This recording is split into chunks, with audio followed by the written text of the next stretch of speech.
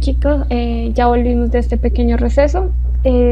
Como les dije, la segunda pues sesión va a ser historia de Colombia. Entonces hoy vamos a ver desde el periodo precolombino hasta la independencia. Vamos a ver la otra cara de la moneda pues de toda la colonización y conquista de Colombia, y vamos a ver el proceso de independencia. Y luego vamos a ver preguntas y pues los 10 minutos para preguntas de ustedes. La próxima clase, para que se conecten, va a ser la segunda parte de esto de historia de Colombia. Entonces vamos a ver desde la independencia hasta la actualidad. O sea, es mucho más tema, y lo que vamos a hacer es dar características principales para que ustedes las tengan y ya. Y el segundo tema de la próxima clase van a ser derechos humanos. Vamos a hacer como buscar las raíces de los derechos humanos, y vamos a ver de qué se trata todo eso de los derechos humanos y mirar, pues, profundizar en los derechos humanos. Vamos a hacer ejercicios para echarle cabeza realmente qué nos están diciendo y hasta dónde van nuestros derechos humanos. Entonces, la invitación para la próxima clase, y empezamos el tema de una vez. Entonces, primero que todo, como vimos, pues tenemos el periodo de, pues, Colombia tiene una gran historia. Entonces tenemos el periodo precolombino, que va hasta la conquista, hasta 1500-1492 exactamente, en el descubrimiento de América. Y tenemos la conquista de la colonia. El periodo precolombino, pues como lo vimos, es todo lo que sucedió antes de la llegada de Cristóbal Colón a América. Y pues ahí lo primero que tenemos que ver son las tribus indígenas, que pues ya la vimos, las principales, los muiscas, los chibchas, los arawak y los kogi o los tairones. Entonces estas son las principales tribus indígenas. Entonces vamos a arrancar de una vez con conquista, colonia e independencia. Bueno, acá hay una parte del periodo precolombino. Como pueden ver ustedes ahí, está parte del tesoro Quimbaya, el arca, que es de la población de los muiscas. Esto se encontró en la laguna de Guatavita. Es uno de los grandes descubrimientos. También tenemos figuras antropomórficas. Entonces, como les comentaba en la presentación anterior, las principales cualidades de las tribus indígenas de Colombia: uno, eran agrícolas; dos, no tuvieron, a excepción de los taironas, un gran desarrollo, un gran imperio, como lo pudimos ver en México y como lo pudimos ver en Perú. A diferencia de nosotros, fueron pequeñas tribus indígenas, más que todo en la Amazonía y en la parte de los Andes, que tenían cosas en común, como la organización política, sociopolítica y religiosa, donde en la mayoría de estas culturas encontramos un zipa y un saque. Uno representaba toda la parte pues espiritual, y otro toda la parte del gobierno, pero este era una figura también divina. El saque por lo general tenía una representación divina. ¿Qué también podemos destacar de la cultura precolombina colombiana? Pues muchas de sus tradiciones, que eran muy ecológicas, ambientalistas, ya que pues consideraban que la tierra era su madre, era la madre tierra, y los animales y las plantas y en general toda la naturaleza eran también deidades, ¿sí? Entonces por eso había tanto respeto, y los indígenas tienen tanto respeto por toda la naturaleza. También otra de las características principales de las culturas indígenas es trabajo en orfebrería, trabajo en piedra y trabajo en madera. Encontramos también cerámica. En orfebrería vemos pues todo el trabajo en oro, que fue lo que creó la gran leyenda del Dorado, ¿sí? Todo ese trabajo en oro que se encontró alrededor de toda Colombia por ejemplo, estos muñequitos de figuras animales que fueron encontradas por los españoles, la leyenda de Guatavita y demás, ¿sí? Eso generó la leyenda del Dorado, una búsqueda de pues, un tesoro de oro gigante.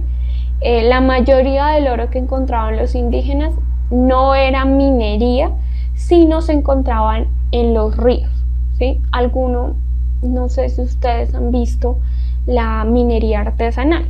Entonces, más o menos en los 40 y en los 50, las mujeres, del mismo modo lo hacían los indígenas, iban con unas bandejas y unas telas y empezaban a recoger los cimientos del río y empezaban a girarlos, y ahí quedaba, como el oro pesa más, quedaba el oro.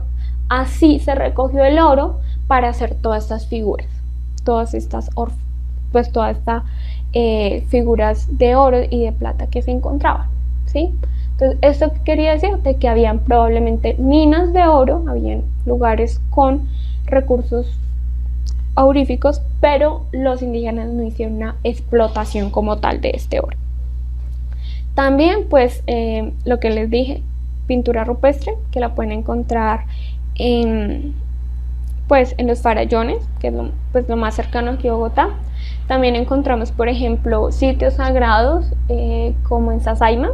En Sasaima hay una iglesia, en la cual debajo de la iglesia es un terreno, era uno de los santuarios de los grupos indígenas, y si uno se para ahí al frente de esa iglesia, ve un camino en la montaña en el cual estaba construido por los indígenas para adorar, creo que era el dios de la montaña.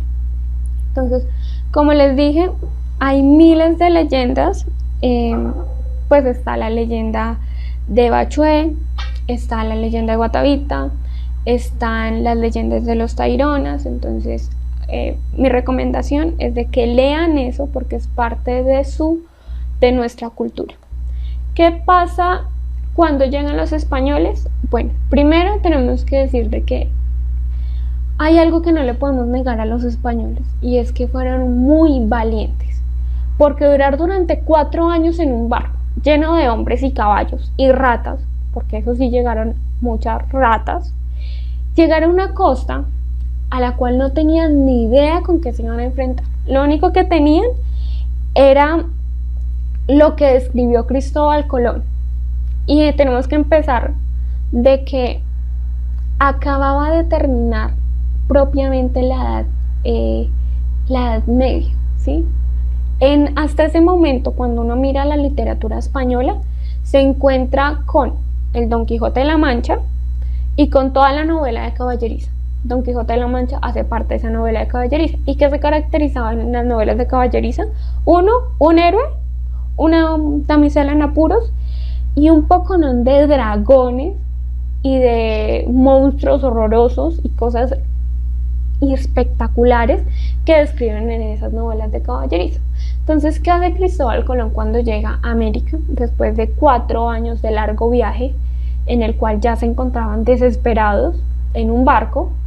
Llega y lo primero que encuentra son árboles con flores de miles de colores, y eso lo encuentran en la historia de Cristóbal Colón. Búsquenlo en internet, es muy interesante porque le hace una descripción de este mundo que se encuentra. Se encuentra árboles de miles de colores, que eran nada más que unas plantas parasitarias, que son las orquídeas. Entonces, como si ustedes no saben cómo funciona una orquídea se siembra en el árbol y se va comiendo los nutrientes y la madera podrida de los árboles.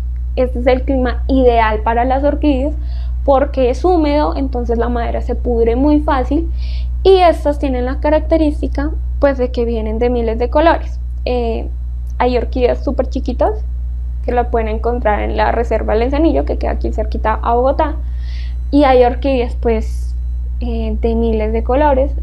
Por eso es nuestra flor nacional, porque tenemos muchas orquídeas. Principalmente se dan en los valles y en las zonas bajas de Colombia. Entonces se encuentran eso. Entonces esta gente como Rodrigo de Bastidas, como Gonzalo Jiménez de Quesada, bueno, como Pedro de Heredia, dice pues como no tengo futuro en mi España, mi madre patria, pues voy a intentar aventurarme a otro lugar, a esta nueva tierra. Eran personas en busca de aventuras, de dinero, obviamente, porque también venían las leyendas de gente que se bañaba en oro. Llegaron a España esas leyendas y pues hombre, si a mí me dicen allá hay oro, mujeres bonitas y aventuras, pues ¿quién no querría? Mucha gente, pues el que no tiene nada en ese lugar, pues aventuró a esta nueva tierra. Entonces, como pueden ver en el mapa, la mayoría llegan por el lado pues, como ustedes pueden ver, unos llegaron por la zona de Venezuela, siempre se llegaban por los lados de La Guajira.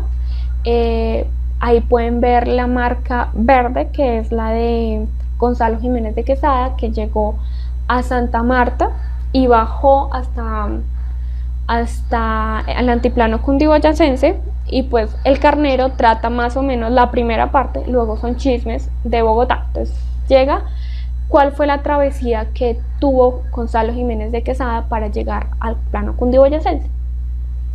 Hay también que admirarles, porque quien ha visto la geografía, quien ha andado por Colombia, sabe que andar por las montañas de Colombia, así sea en carro, es muy difícil.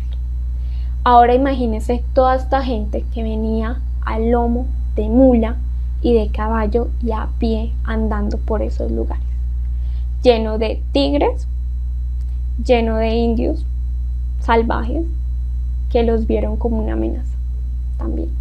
Entonces, por ejemplo, entre las historias que cuenta Gonzalo Jiménez de Quesada es de que los indios del Caribe les dieron una masacre, pero decían estábamos nulos. Llegaron al altiplano cundiboyacense y se dieron cuenta que habían unas familias muy pobres, pero también vieron un lugar plano con ciervos, con un buen río, que era el río Bogotá, por cierto, un río donde había pesca. Encontraron un lugar frío, o sea, un clima agradable, no sofocante como el de la costa, como el de Barranca Bermeja, y se encuentran con estos indios que fueron amables y les salvaron la vida. Esa es la historia de la fundación de Bogotá. Estos indios muiscas le salvaron la vida. Y él se da cuenta cuando llega de que el Zipa y el Saque están en un conflicto territorial. Y él se aprovecha de ese conflicto, funda Bogotá y empieza la historia de Bogotá. Como ustedes también saben, llega Nicolás de Federman, ahí pueden ver la ruta de Nicolás de Federman. Llega por la misma época y ellos se encuentran en un conflicto de quién es realmente el fundador de Santa Fe de Bogotá.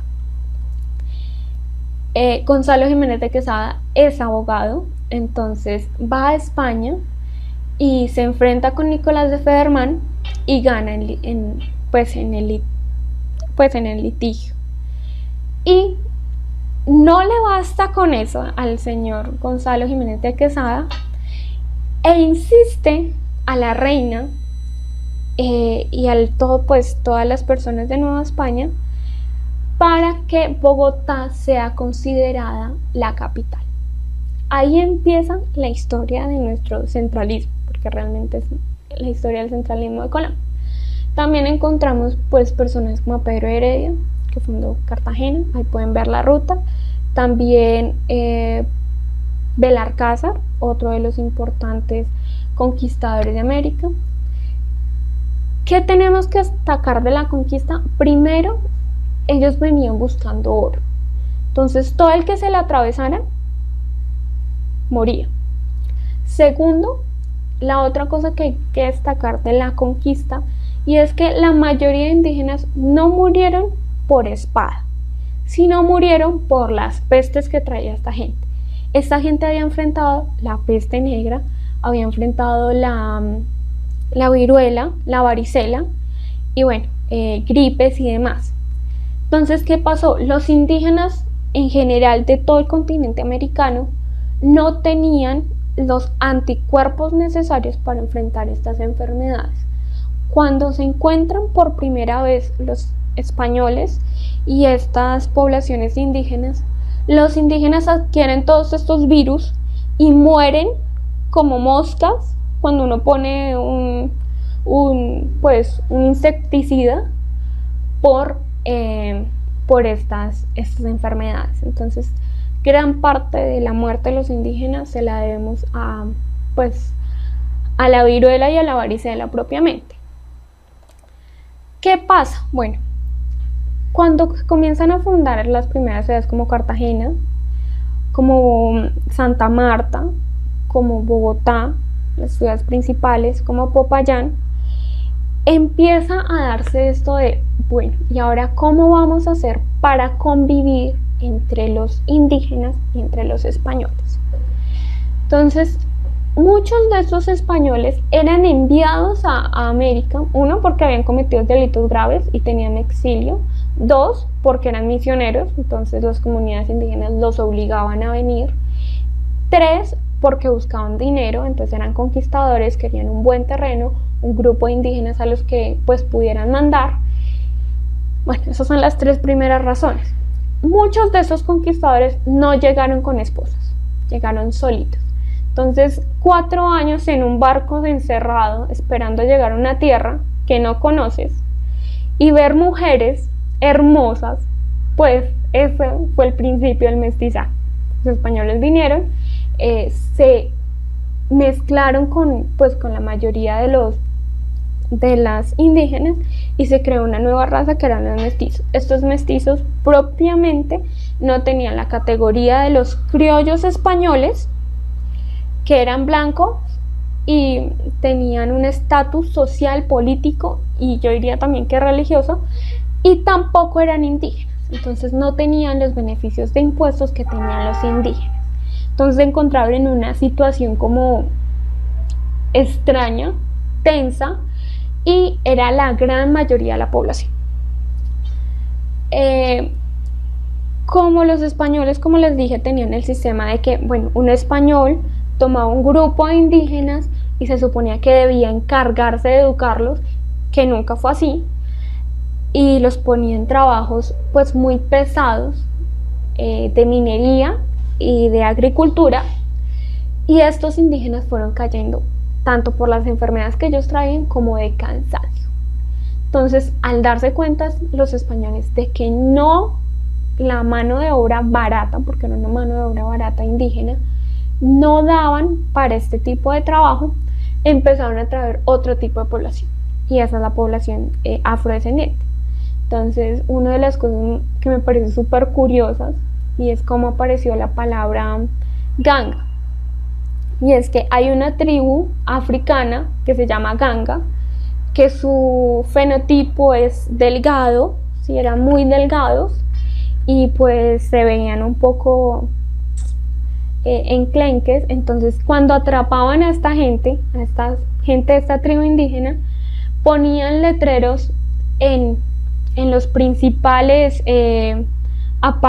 los principales vitrinas, gangas. Entonces la gente sabía que eran esclavos muy baratos que podían comprar. De ahí viene la palabra ganga, por cierto. Entonces, ¿qué pasa? Esta población afrodescendiente viene a reemplazar a la población indígena perdida. Y también hay un mestizaje. Y este mestizaje se le consideran mulatos, zambos y demás. Bueno, cuando te pones a mirar todo el mestizaje, todos los tipos de colores de piel, encontrarás como 7, 8, 9 entre el blanco, luego viene el castizo, blanco castellano, mestizo, trigueño, zambo. Bueno, es una de las cosas que también implica mucho trabajo. Entonces se da este mestizaje. Tanto los indígenas como los negros, cansados de trabajar tanto durante la colonia, deciden escapar y comienzan a crear los palenques. ¿Qué son los palenques? Son refugios indígenas y afrodescendientes que se crearon cuando, cuando los españoles comenzaron a socavar su dignidad, cuando ya el trabajo forzado era muy pesado. ¿Dónde se encuentran la mayoría de estos palenques? Puestos en los manglares, por ejemplo, en toda la sierra, la Siena de Magdalena, allá hay varios palenques, también en Chocó, por ejemplo, cerca a grandes fincas, en lugares muy apartados se encuentran estos palenques que ahora son pueblos, por ejemplo, San Basilio de Palenque, Tumaco creo que también fue un palenque y así sucesivamente. ¿Qué también podemos rescatar de la colonia? Una de las tradiciones de la colonia, también muy interesante, y era que, bueno, el gobierno de la colonia fue por un virreinato. Entonces, este era el virreinato de Nueva Granada, y como estaban los españoles de España, los que venían directamente de España, y los españoles criollos, entonces los puestos se le eran dados a los españoles de España, ¿sí? Eso dejó una gran discordia entre los españoles de España y los españoles criollos, porque no se les podía dar poder a ellos. Todos los españoles en general de España y los criollos podían ser educados. Entonces se presentan los colegios como San Bartolomé de las Casas, que queda al ladito ahí al frente de la plaza de Simón Bolívar, la plaza Antonio Nariño, bueno, la plaza Simón Bolívar, estoy pensando en otra plaza. Ahí está, al lado de la casa de Nariño, es el San Bartolomé de las Casas, que es un colegio jesuita.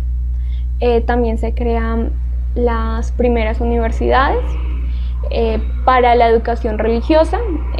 También comienzan a llegar, por ejemplo, con los misioneros, llegan los primeros conventos. Está el convento de la Visitación, que es uno de los más antiguos, de monjas de clausura. También están monasterios y conventos como el de los dominicos y los franciscanos, que también son de los más antiguos que tenemos.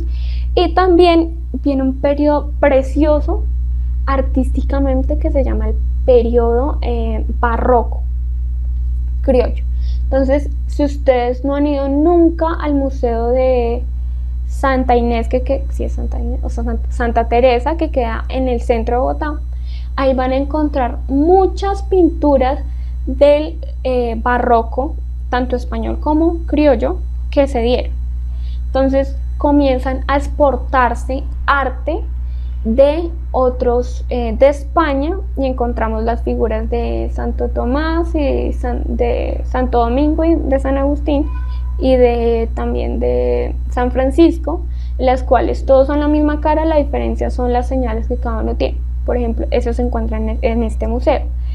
También, ¿qué encontramos en este periodo colonial? Pues los que viven aquí en Bogotá pueden encontrar iglesias coloniales. La iglesia Primada de Bogotá es una iglesia colonial en la cual ustedes pueden ver la belleza y la estructura que tiene. También la mayoría de las ciudades fundadas en Colombia tienen la misma estructura: una iglesia, la alcaldía, la plaza central, y de ahí para allá se comienza a hacer la ciudad, comienzan a hacerse las casas, ¿sí? Que es otra de las cosas que pues nos heredaron.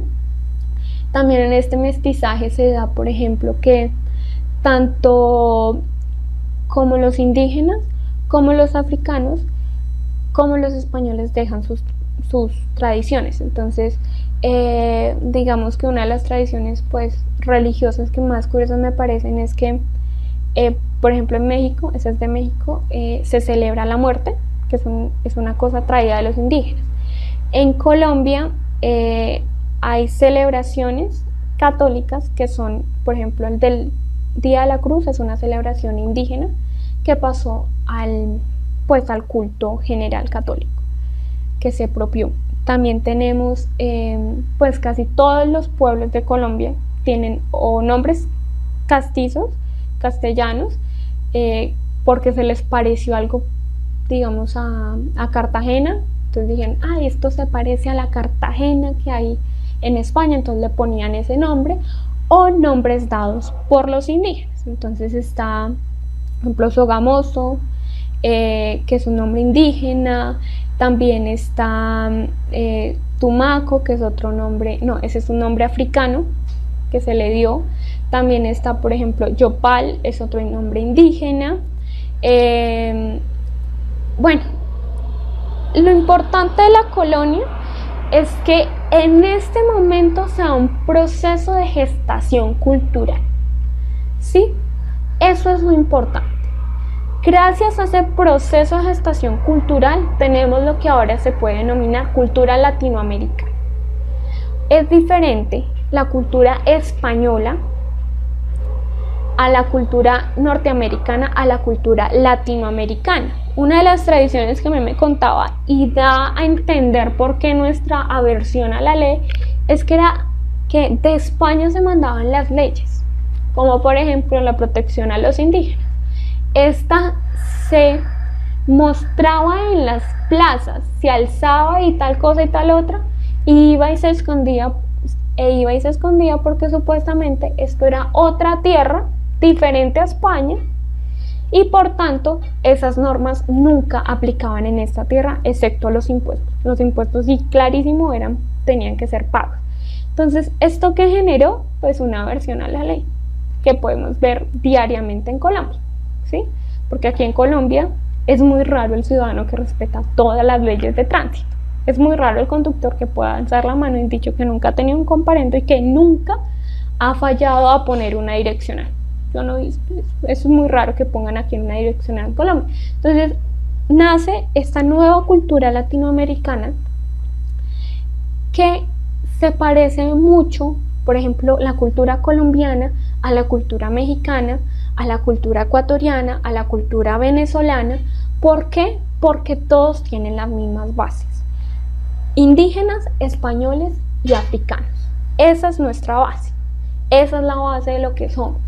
Si no entendemos quiénes son nuestros grupos indígenas, lo que se gestó en la colonia, es muy difícil entender nuestra manera de actuar.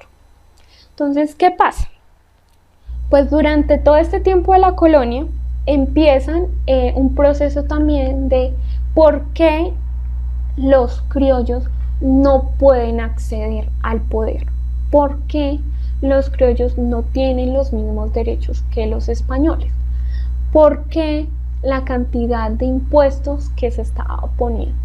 ¿Por qué, por ejemplo, una de las cosas que más gestó la independencia fue la masacre de los comuneros? Ellos se rebelaron por unos impuestos y el gobierno del virreinato les dijo: listo, vamos a arreglar las cosas para que no suceda nada, y mandaron un general a masacrar a pues todos los participantes de esta rebelión. Esto incentivó mucho a los cabecillas de esta revolución, como Simón Bolívar, Antonio Nariño, Camilo Torres, entre otros, Santander también, para que cambiaran la cosa, para que hubiera un cambio de poder. Entonces, ¿cuáles son los aspectos trascendentales que influyeron en la independencia? Primero, la revolución de los comuneros, la masacre de los comuneros. Segundo, el aumento de los impuestos en las colonias españolas, porque España no estaba viendo un buen momento, estaba luchando nada más y nada menos con Napoleón Bonaparte. Entonces necesitaban muchos recursos económicos para lograr tener una buena batalla contra esto, que al final al cabo la perdieron. Tercero, la invasión de Napoleón Bonaparte a España dio como ese incentivo para que todas las colonias americanas se revolucionaran. Cuarto, está la independencia de Estados Unidos y de Haití, que también dicen, bueno, los cabecillas de todo esto dicen, bueno, pero si ellos no pudieron pues independizarse de Inglaterra, ¿por qué nosotros no de España? Cuarto, se da la declaración de la Revolución Francesa y la Declaración de los Derechos del Hombre, que fue traducido por Antonio Nariño. Esto es una bomba de tiempo. Entonces están todas estas ideas juntas de Podemos y el 10 de julio de 1810, dos personas, no me acuerdo exactamente los nombres en este momento, van a la casa de Llorente y les dicen, bueno, présteme su florero que está en la casa del florero, en el Museo del Florero, la casa de Llorente, para hacerle nada más y nada menos una celebración a Villavicencio, un cabecilla de una revolución que era anti-español. Eso es como decirle, mami, présteme su vestido más bonito para ponérselo a la muchacha que usted odia. Es algo así. Pidieron ese florero específicamente a esa persona que era netamente español, pro española, ¿sí? Para una persona que iba en contra de todos los ideales españoles. Entonces fue una cosa planeada, meditada, para que el señor Llorente dijera que no. También fue meditada porque fue en un domingo. Los que han visto cómo funcionan los pueblos, funcionan más o menos como funcionaba antes Bogotá, y era que el domingo la gente iba a vender sus productos e iba a mercar. Entonces era una bomba de tiempo, porque estaban todos los criollos, estaban indígenas, estaban negros ahí comprando. Los que han ido alguna vez a una plaza de mercado se dan cuenta que eso es un boroló, y esta gente empieza a pelear al lado de la plaza, y con todas estas ideas que trajo Antonio Nariño de los derechos del hombre, pues se enciende la llama y empieza la independencia económica. ¿Cuándo termina esto? En 1820. ¿Qué se da durante 1810 y 1820? Se da nada más y nada menos que la patria boba. Voy a dejar esa parte de la patria boba para explicárselo en la próxima sesión rapidísimo. Básicamente es que como no podemos definirnos entre centralismo y federalismo, nos enfrentamos entre nosotros mismos y esperamos a que volviera España a reconquistarnos cuando Napoleón Bonaparte cayó. Entonces eso es más o menos la independencia. Cómo nació la independencia ya se los conté, y en la próxima clase veremos la patria boba. Entonces vamos a pasar rápido a las preguntas IFEX.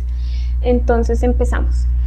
El amancebamiento fue pensado en el siglo XVII en la Nueva Granada y en Hispanoamérica como solución al desbalance demográfico entre españoles e indígenas, aunque también con el desborde incontenible de una sexualidad blanca hacia las mulatas de vida desenvuelta.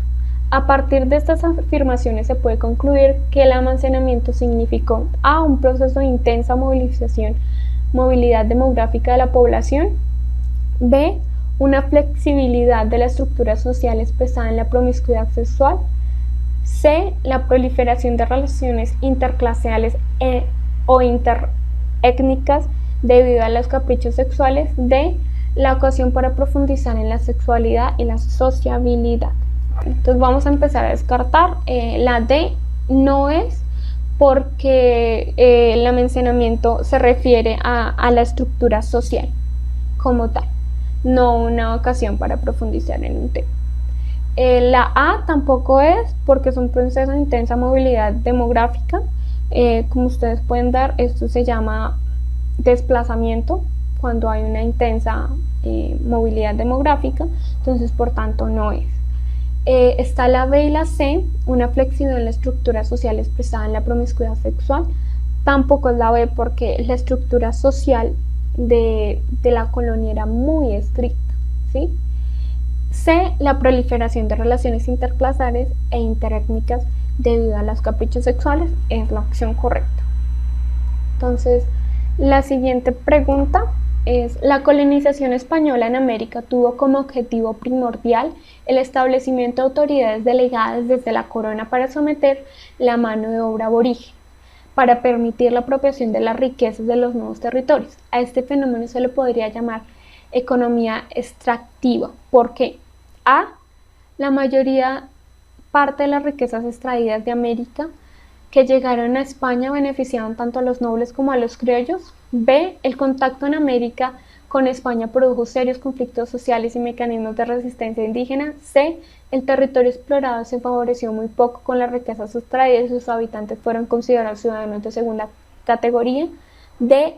Al comenzar este periodo surgieron los primeros brotes de inconformidad social que reclamaban las rebajas de impuestos. Sí, pues primero es una pregunta dirigida hacia lo económico, por tanto tiene que ser respondida también con una premisa económica. Entonces la mayor parte de esto nos deja que la B y la D son falsas de por sí, porque no hacen un proceso, no hacen una respuesta dirigida hacia lo económico. También porque la D, pues como vieron, no fueron los primeros brotes de independencia y de conformidad social tan pronto llegaron los españoles, sino que se fueron dando pues unos siglos después. Y la opción B también es falsa porque sí produjo pues conflictos sociales, pero como les digo, la respuesta va dirigida hacia lo económico, por tanto debe ser respondida hacia lo económico. Entonces nos deja la opción A y la opción B.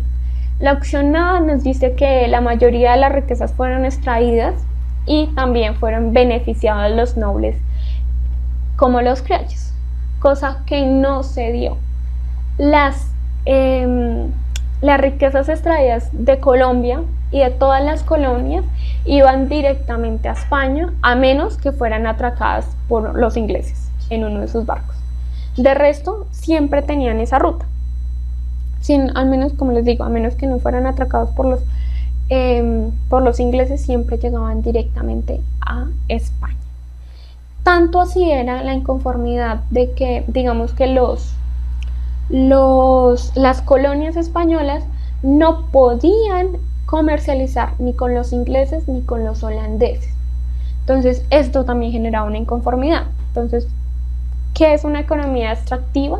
Pues la C, que el territorio explotado no se favorece de las riquezas obtenidas en esto y solo el país explotador, en este caso España. Entonces, muchísimas gracias. Nos vemos la próxima sesión. Como les digo, empezamos con Patria Boba hasta la actualidad y luego Derechos Humanos, que es algo que les va a ayudar muchísimo en el libro. Hasta luego, muchachos, y nos vemos hasta el próximo jueves.